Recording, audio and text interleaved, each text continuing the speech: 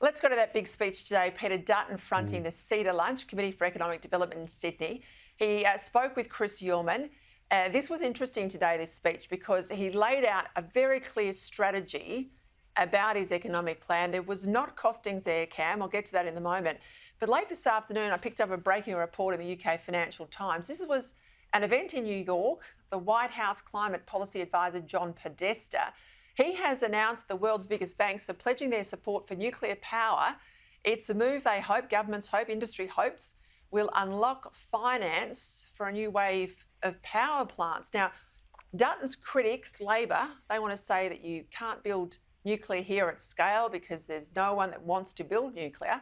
But that big news from Podesta, Cam, seems to look like things are going to change dramatically.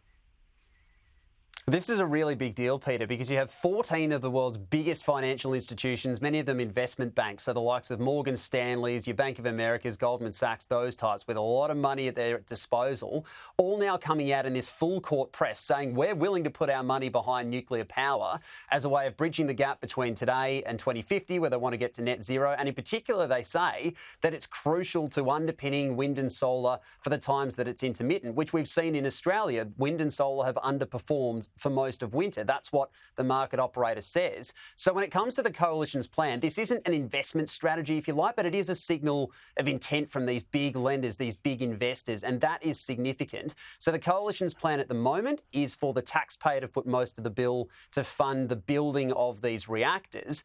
If these investors are serious, could that be a way to bring the financial cost down for the taxpayer, make the financial cost benefit, if you like, of nuclear a bit more attractive, and therefore make it a bit more palatable to those that might still be on the fence, might have some doubts about it? The political hurdles will still remain, regardless of whether there is a better financial backing for it. You look at things like overturning some of the state moratoriums, for example. There'll be work to do there. But this is a big indicator to the global market, Peter, that these big banks, these big investors are willing to back nuclear.